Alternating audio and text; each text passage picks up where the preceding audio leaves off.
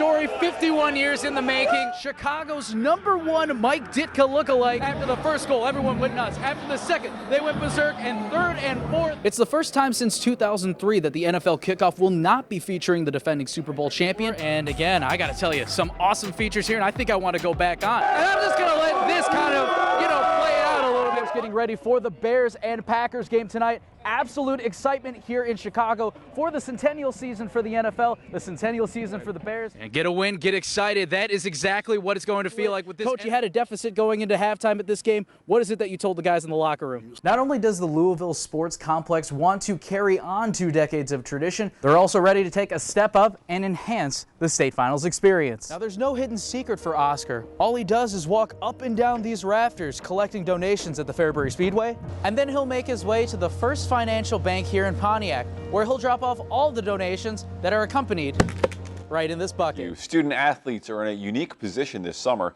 to learn about race relations and mass demonstrations in real time. Pablo Iglesias shows us how they're being advised by the leaders who've come before them. The stand against injustice has impacted sports globally, nationally, and now, enough is enough! Locally.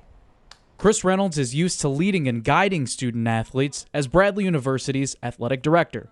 But now he's doing his part to help elevate their voices after he saw players and other students organize Tuesday's peaceful protest.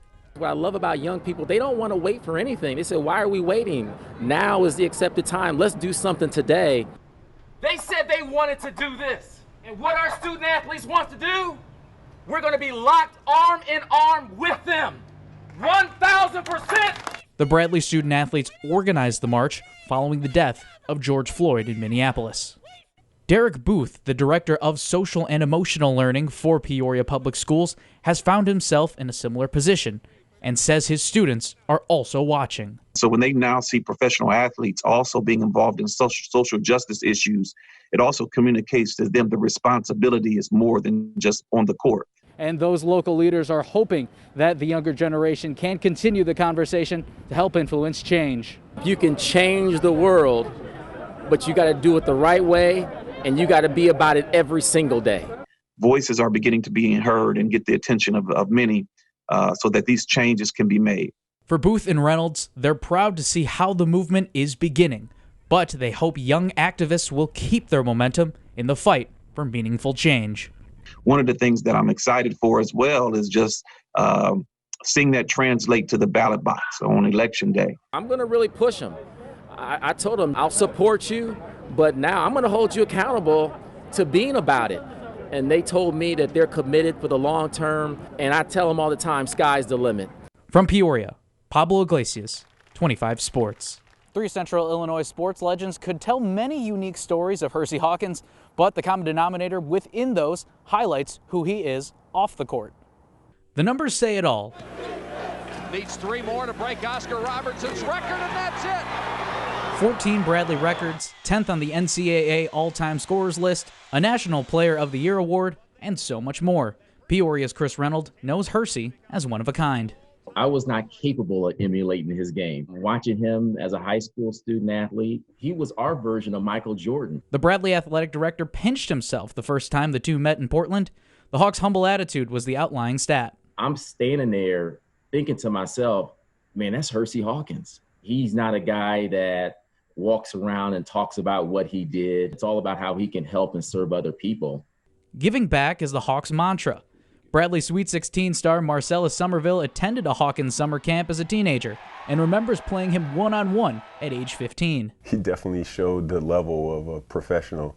It was tremendous to be able to, get some feedback from him as far as my game and the way in which he approached every day.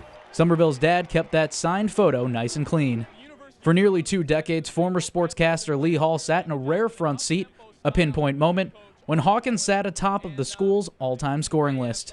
And it was just kind of a microcosm of covering him as a player, just the things he did on the court, people will never forget, and now it's going to be memorialized as it should be. A Hall of Fame career for a Hall of Fame person. But it couldn't happen to a nicer guy. Reporting in Peoria, I'm Pablo Iglesias. Well, this past March, it was an abrupt end to the college basketball season.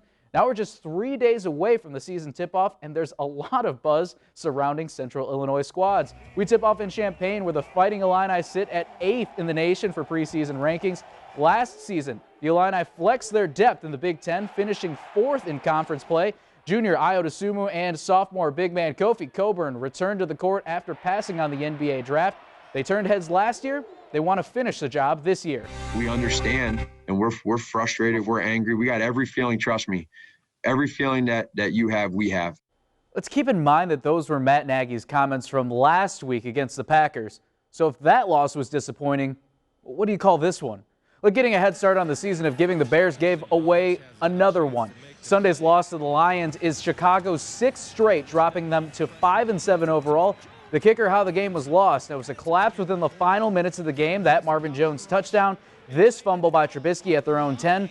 And then Adrian Peterson with the go-ahead score. That would blow the 10-point Chicago lead. Mix that up in a bowl, you've got a recipe that leaves a bad, bad taste. Bradley unveiling new additions to the banners in their home opener today with Peter Hanley. Braves got off to a 16-0 start as Nate Cannell dials it in from downtown. The Metamora man had 12 tonight. Then on this next one, Darryl Brown to Elijah Childs. Pure Childs play right here with the posterizer. Double-double for Eli with the sauce, 23 points, 15 boards. Bradley starters all scoring in double figures, going on to win a whopping 90-56. First quarter, P&D got it going early. Irish knocking on the door. It's Chris Dillon going untouched into the end zone for the touchdown. Then the defense break out that pot of gold turnover chain, because here comes Liam Donnelly stripping it away, picking it up, sending it the other way for the Irish. That would set up another big run for Dillon. Goes east and west to make way in for 6. P&D pummels Centennial 51-6. And now the Irish ride a 3-game win streak after their 0-2 start. To the Mid-Illini now.